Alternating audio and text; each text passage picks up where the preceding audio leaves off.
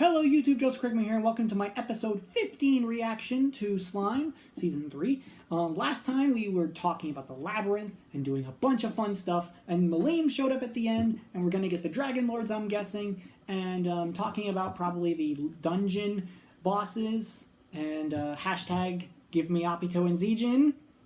I will keep saying this until they show up in the anime. This is literally the perfect time they become relevant again here. I am not kidding.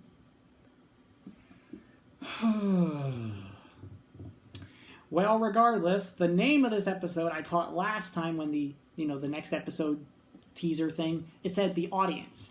So I'm going to predict that most of the races are going to come to see Rimuru and meet with him, that he is now the leader of the whole Jura Forest, and we're going to get those. So I'm predicting that we're going to get Bovix, Equix, we're going to get maybe Abiru, although I really hope we can see his human form because he can take on a human form. But I might not get my wish in that regard. Unfortunate. I do also hope that we get the rabbit girl, because we have an entire spin-off called Trinity and Tempest about a certain rabbit girl that Rimuru employs to write a tour guide for Tempest, a review guide, if you will. I do want that set up, if only so we could get that manga adapted. Because who else wants Trinity and Tempest adapted? I hope I'm not the only one raising my hand right now. Also, I have a feeling if we're going to be doing all that, we're going to be dealing with Dagrel's sons. I already know that they're in the anime version, I just don't know what episode. It might be this one, I'm not entirely sure. But enough predictions, let's just get on with the episode, because I'm curious to see if Apito and Zijin are going to get mentioned at all. They have to eventually. Well, the next time you see me, it'll be the post-episode discussion, and cut. Okay, post-episode discussion time. What is there to say? I said a lot of what I wanted to say in the episode itself, but man, they kept a lot in for two of the 3 days for his audience ceremony with the races that are coming to see him for the first time, or coming to congratulate him on his evolution to Demon Lord, like Abiru showing up. Still kind of disappointed that we didn't see his human form. Probably it'll show up later in the season, or in future material. We got to see Bovix and Equix, Dagrel's sons. That's great. Malim with the dragons. That was earlier in the episode.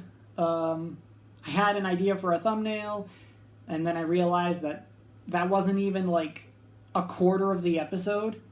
Not even a quarter. It wasn't even like a fifth of the episode. So I can't really do that because it was barely a part of the episode. So I'm going to make another thumbnail for this video, and it's going to be a combination of all the races showing up to meet Rimuru, because I think that's only fair. I have an idea already for the next episode because it's Momiji, it's the Tengu, it's Benimaru, it's Hakuro. I already have a little bit of an idea in mind. But man, another 10 out of 10? No, I take that back. It's a 9 out of 10. The only reason I say 9 out of 10? Where's the rabbit girl that sets up Trinity and Tempest, huh?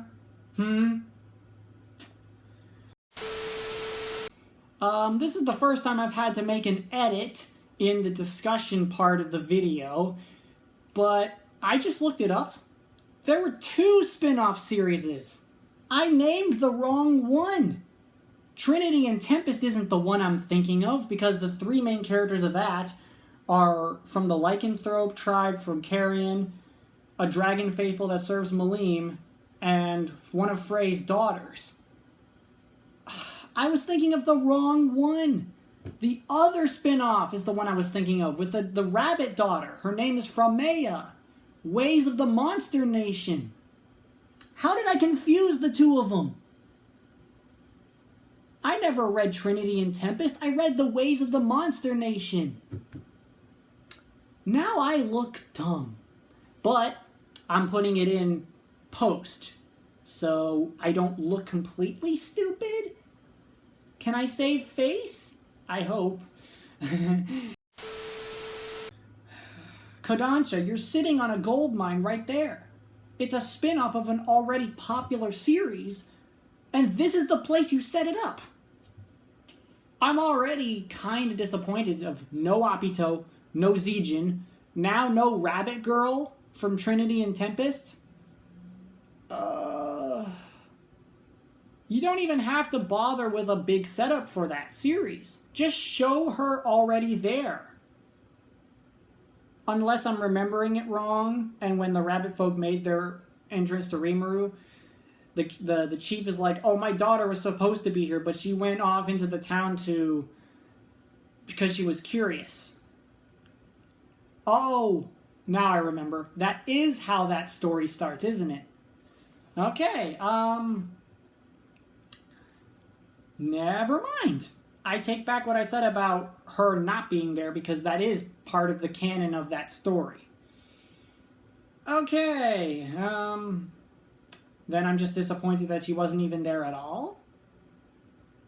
Because there were shots of the town.